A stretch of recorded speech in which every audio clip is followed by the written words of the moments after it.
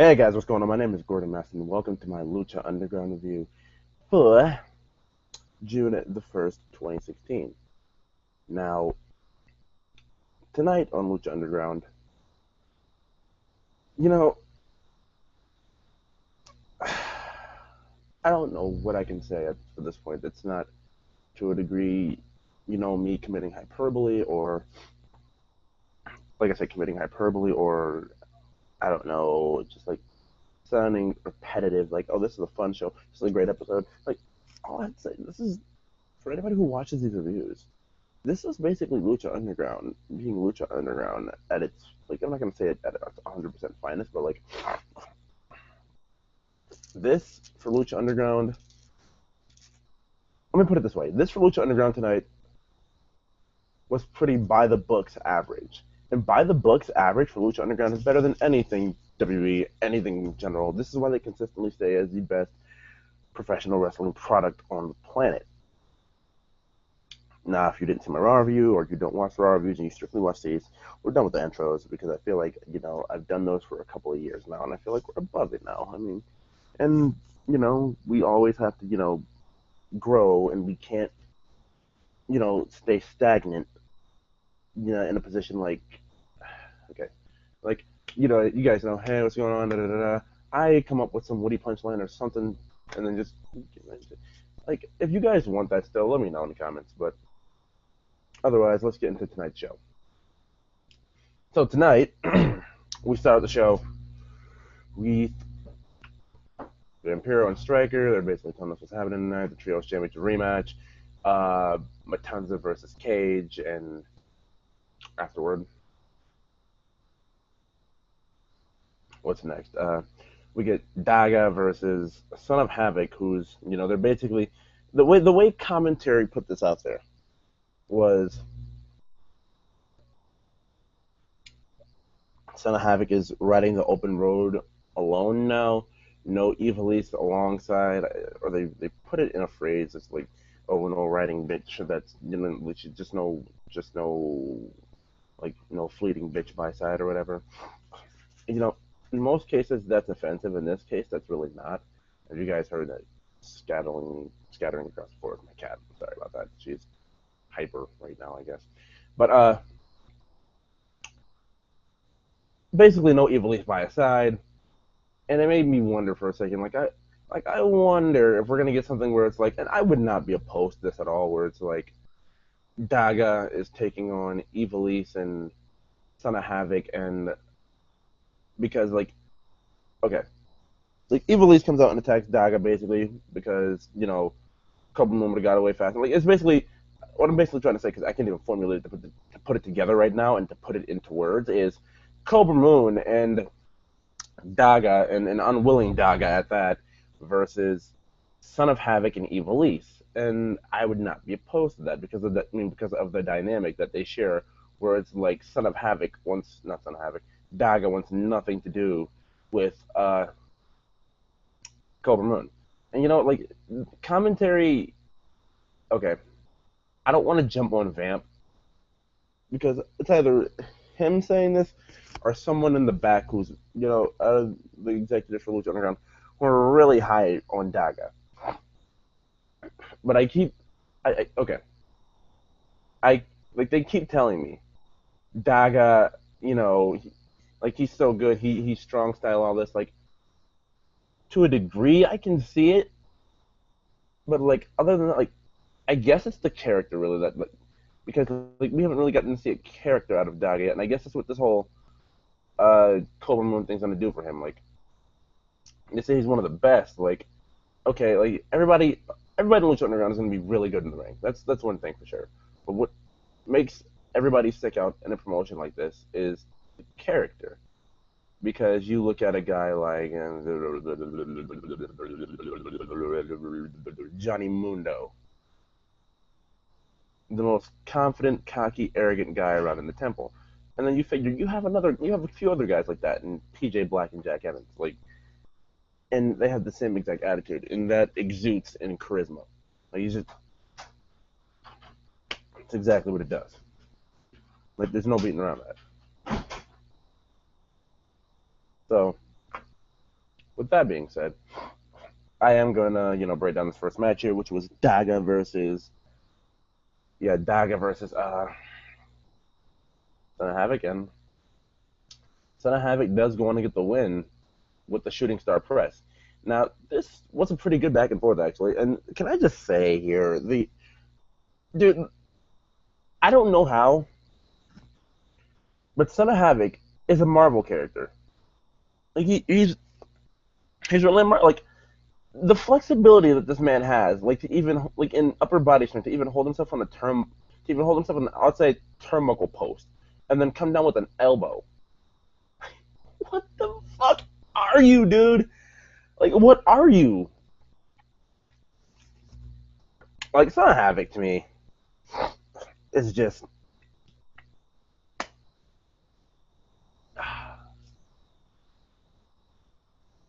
Okay, when it comes to.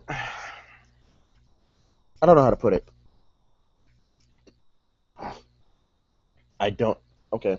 The best way for me to put it is Son of Havoc is a great wrestler who Lucha Underground really had to take some time to build up to, make credible to get. I guess Son of Havoc, the best way to really build him up, and Lucha Underground could probably outbook me in a heartbeat here, would be to give that man, I don't know, the gift of the gods or something, because otherwise I don't see any other plausible explanation you can give for Son of Havoc. Not plausible explanation. What am I talking about? I don't see any other plausible way you can do. Like you could obviously go the long con and build him up slowly but surely. I mean, but the fastest way, if they even wanted to, is Gift of the Gods. Get him into the Gift of the Gods match, have him win the Gift of the Gods match, and then don't even have him, cash it in immediately. Have him defend it against a couple of guys and show he can hold his own, and then have him cash it. And whether he wins or not, I think Son of Havoc is basically at that point, as a singles wrestler, solidified as he can hold his own without Angelico and Evilise. But you know what? Son of Havoc does go on to get the win, even with Cobra Moon coming out and like giving off the distraction, and Son of Havoc gets the win. Now after the match, we get Daga coming in the ring, helping up. Not Daga. Excuse me. We get Cobra Moon coming in the ring, helping up Daga, and Daga basically like once he realizes who's holding him up, he's like, no, we're not doing. Like he wanted nothing to do with fucking like no. He's like Cobra Moon, no, no. Like he was she was like going around his leg and just like showing him affection in the most weird sexual snake type of way. I don't even know how to describe that in the most. I don't even want to call it seductive because I don't even. Okay, I'm gonna think about this for a second. I'm gonna pose the question to you guys too. If you guys had a woman, I'm not gonna say Cobra Moon because you guys are gonna answer yes. But you guys have a random woman who you look at her like, yeah, she's not bad looking, but like just out of nowhere, like just out of nowhere. If you guys had a woman who just came and grabbed and cuddled your leg, like your upper thigh around your leg, and just started slithering around it and holding it, like, is that is that a turn on you guys? Is that seductive? Like, never thought I have to ask this question, but just just leave your comments, please. Um. All right, but as that happens, like Daga wants no part of it, and he just pushes her off. Like, dude, fuck away from me, man.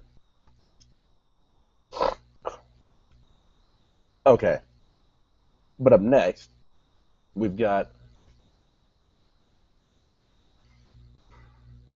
a backstage cinematic. Well, not really a cinematic. It's just a backstage segment. There was a little bit of fighting here, but it basically is with Rey Mysterio working on a punching bag. Well, it's not really a punching bag. It's a heavy bag, punching bag, whatever you want to call it. And Dragon Azteca walks in and he tells Rey, I found out where Dario's hiding that monster. And I want my revenge and I want it now. And then he's like, no, he's like, you're not here for revenge. Remember, we have to gain back our trio titles.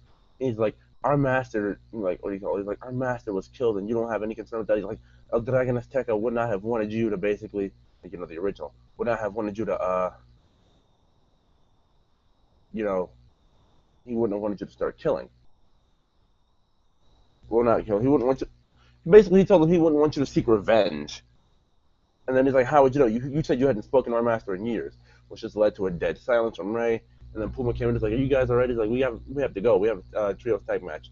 And then Ray brutally just tells Prince Puma, "Puma, you gotta go. Like, this does not concern you."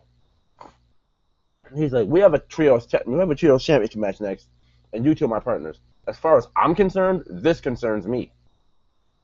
And they're just at a verbal standstill, and then, well, not verbal standstill. They're just basically standing there, and then Ray's like, "Yeah, yeah, we do have a match," and they go out for said match, where they enter first, and then the greatest team in trios history, Jack Evans, PJ Black, and Johnny Mundo, enter the ring. And the dynamic those guys had going with the whole, what was it, bandana and sunglasses thing, which is awesome. And I'm just gonna say this now. Lucha Underground showed me something I never knew until last week. I would say this week, but last week it happened when I couldn't review the greatest Lucha Underground. Like, I had a lot going on the last couple weeks, guys. I'm so sorry that I had not been able to do this, but yours, as I called him on Twitter, the god of Lucha Libre, Jack Evans, and PJ Black, and Johnny Mundo won a few championships last week. But there's the rematch this week. We start up the whole fast-paced thing, and at some point, the low blows begin, and it's like this is what I'm saying. It's the funniest thing ever to see low blows at a consecutive rate. It's so I think it. I'm not gonna say it worked for everybody, but if you just started like low blow, low blow, low blow, we've seen it in pro wrestling before, like so many times. But then low blows in succession, like they pull off like bam, bam, bam, bam, bam, low blow, low blow, low blow, low blow. It's You guys have no idea how funny it is until you see it. Like, Jack Evans, PJ Black, and Johnny Mundo are cheaters, and they don't care that they're cheaters because cheating is effective. That may sound so wrong to just say, but I mean, honestly, man, if you don't get caught, it's effective. I mean, that's the best way to really put it there. Like, cheating is effective. But yeah, this match was good for a couple of reasons. Jack Evans makes professional wrestling for me on Lucha Underground. Like, whenever I see Jack Evans pulling out the shit that he does, it's just awesome. Like, I just love everything Jack Evans does. There's not one thing Jack Evans does that could really just make me, that wasn't very cool, Jack. Like, not one thing. But I'm looking, I'm just sitting here watching this match, just saying, like, there's a feeling in my head like they're gonna win this match because they're not just gonna grab the trios championship back like that. I have more trust in Lucha Underground like that, and that's not the biased fan. I mean, that's the the smart wrestling fan in me. But you know what? After all the low blows and everything, and had went down, Marty Elias missed the one low blow. I guess, yeah, the final low blow that happened before the disqualification that happened in this match, because this match did end in disqualification because Prince Puma ended up kicking Johnny Mundo in the nuts, which is just like completely douchebag move while the referee's looking Puma. But I guess Puma's becoming fed up with things, so whatever, dude. All right, but after this match, like this has to be brought up here. Excuse me one second here, guys. This has to be brought up because Taya, after this, if you guys are on Twitter during Lucha Underground, this was tweeted the night to me. Like, it just showed Johnny standing there, and it was a little gif of Johnny getting kicked in the nuts by Puma, and she basically just said "stupid cat," and I don't know. It's the childishness. Like, there's a childish side of me that just like enjoy the crap out of this tweet. Like, just stupid cat, and then you just see the gif of Muno getting kicked in the nuts. It's just Johnny. I don't mean to laugh at your pain, bro, but this tweet was well timed. Like, Puma just didn't give a shit anymore. Just right back in the nuts. But I'm sorry, I just wanted to share that tweet, and it was like really, really funny. But yeah, that was that made my night. And even like, let me mention too in this match, Jack Evans. Like, for anybody who's been watching Jack Evans since 2003, and I'm not gonna say I've been watching Ring of Honor since '03, and I've seen Jack Evans in cage matches and everything, because I didn't. That wasn't a thing that happened. I never got to watch Jack Evans back in the good old days, because back in '03 when I was a little tyke, all I knew and thought existed was WWE. So yeah, there's that. But I'll say this much: in the few years that I have known Jack Evans, and even seeing him on TNA, I knew he had a 630 in his arsenal, and I obviously knew when he came to Lucha Underground, and I seen him there last year, he wouldn't use it because Prince Puma is the champion, and his finisher is that 630. So to even see Jack get up there and to see him execute it tonight, it works for a couple of reasons. One, obviously, no, that's not, that's number two. One, it's Prince Puma. Two, it's disrespect, and it was Jack's move first, but Puma got to appear on Lucha Underground first and got to establish it first. And three, I mean, it's insulting. It's basically spitting in Puma's face and disrespecting him, saying, "Ha ha, I'm using your move." And Jack Evans, oh my God, he pulled it off great tonight. But you know what? I think I've basically ran myself in circles in this match. This match was fucking awesome. And I honestly, I can't even say that anymore. We have to wait for another trio to come and take these guys down, because from what it looks like, after the match, Puma eventually super kicked Taya, and then Puma eventually walked out on Reno, Dragon Azteca, after they were all arguing and everything. And it may look like Prince Puma is going on the heel. He's about to turn heel, dude. Like,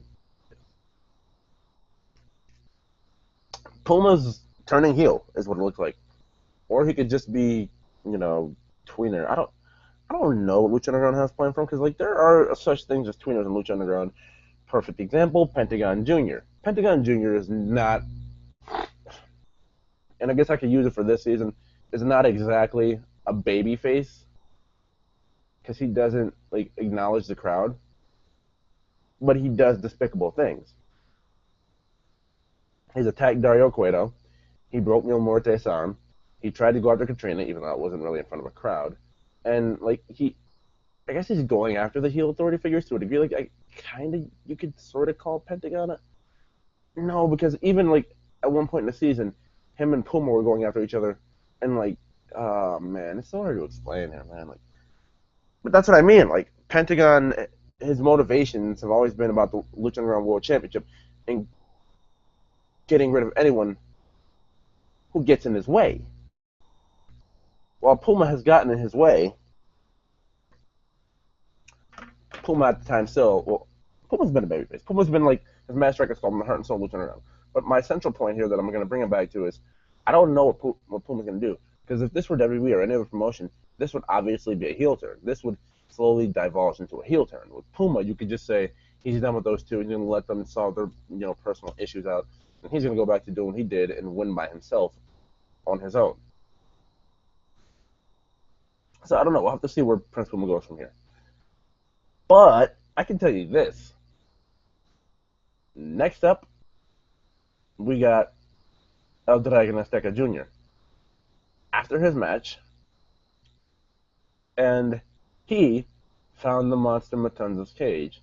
And then Black Lotus, who was willing to help him out a couple of weeks ago, is what it seemed. I don't know what happened. I'm going to have to go back and watch that segment, because it just seems like she basically said she was forced to help Dario.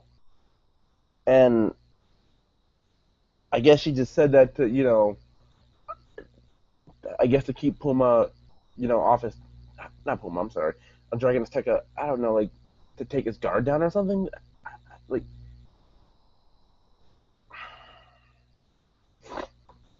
because I guess this is what was said. Because she's like, I don't know what you think you're doing. It's like, oh, he killed, like, what do you call it? He killed my master. And then it's like, no, Dragon Azteca, what do you call it? Dragon Azteca did, like, I forgot what she exactly said. But I don't think Dragon Azteca was going for it. But he did go peacefully. I'll say that much. He did go peacefully. Actually, not even really. No, I'm sorry. Why not say go for peacefully? I believe, and see, I don't remember like that. My memory's just like because you had everything bunched in one episode. Dragon Azteca and Black Lotus, they just basically Black Lotus did kind of muscle him away and basically tell him like, yeah, this isn't happening. It's to sum it all up. Yeah, that's basically what happened there, and they're building like the heat is building onto what's going to happen with El Dragon Azteca. Is he eventually going to have a match with Matanza? I don't know where this is going. I don't know where they're going to be going here with this, but it seems like okay. The best way to describe this, if you connect the match, the trios title match, into what happened after the trios title match, and then the segment preceding that with El Dragon Azteca is the Real Dragon Azteca and Puma Team are splitting, and El Dragon Azteca, and I don't even because of the continuity of what Lucha Underground's done, I don't think Rey's gonna let El Dragon Azteca just go off wildly like this. Like even though he may have gotten to Matanza that one time while he was behind the gate of the cage, but at the same time, I don't think Rey's just gonna let El Dragon Azteca just go. Like I think Rey's basically I'm saying Rey's gonna have a close eye on him so he doesn't do anything crazy and out of control and get himself killed.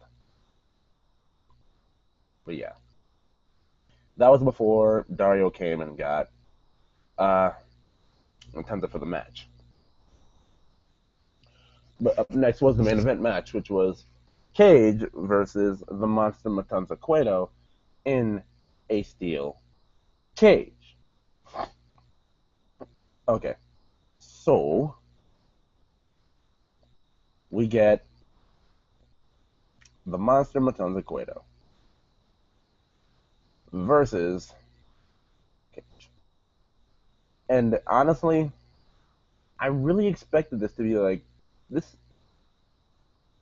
You know, I can say I honestly thought this match would leave me, wanting more. Like it leaves something to be desired.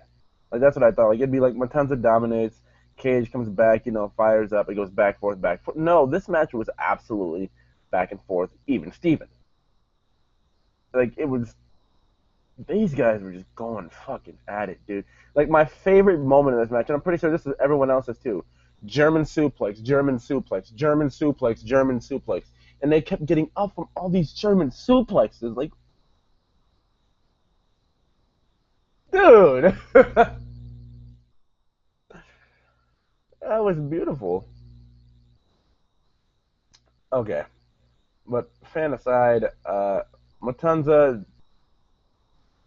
Matanza does go on to get the win, and it was at Cage's. Like Cage basically, he was showing off to the crowd more than he was, like because here's what happened. Like as he was getting him ready for Weapon X, like he clotheslines him down to the ground. Well, no, he's not even clothesline. He's doing the kick combinations. Goes turns this way, shows up to the crowd. Like, yeah, guys, I'm doing it. Turns back around, right in the wrath of the gods, and that's it.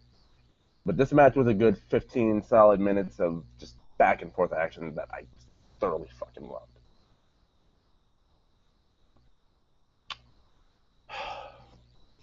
But you know what? Matanza goes on to get the win. And I'll say this. It may have been a clean win for Matanza, but like this is usually and like I hate to even go back to comparing to W like I did before. But in a situation where W or anywhere else, it's like Matanza's obviously the greater of the two, where it's like it's not that Matanza's obviously the greater of the two in this case because the match was hard hitting back and forth. Anything could happen. Even Cage tried stealing the win with a roll up pin at some point in the match. Like anything could have went down in this match. It's just if Cage would have been faster about what he would have done, he could have won that match. It felt like okay. Let me put it like this, and many people may not agree with me, but that Wrath of the Gods that was hit at the end of the match, it isn't like Matanza had Cage set up. It was like Cage was setting Matanza up, right? So Matanza turns around into Wrath of the Gods. I mean, not Matanza. Cage turned around in the Wrath of the Gods and took 3 count. And after the 3 count, Cage he was done. Like that Wrath of the Gods was the last ditch effort because if Matanza hadn't hit that and Cage would have reversed it, I'm pretty sure he would have been like really fast to hit Weapon X and that would have been it. New Lucha Underground champion. Like Cage had Matanza reeling. So yeah, there's that. And that's it for Lucha Underground. Cage went down completely clean, and I guess we set. I don't even know what episode this is, but I know like we have like. No, I think this might have been like episode 17 or something. I don't have it exact, but we're like. I know we're at least 10 episodes away from the season being done, which would mean we have enough time to get like all the Aztec medallions together one more time for Gift of the Gods on what do you call it, Ultima Lucha 2. So, that's gonna be about it. That's gonna be that. So, I hope you guys did enjoy this edition of my Lucha Underground review. If you did, remember to leave a like on this video. If you already haven't, subscribe if you're not subscribed for more of that Lucha Underground goodness on my channel. And I will see you guys next time. Thank you guys for watching. I do appreciate it. I will see you guys later. See ya!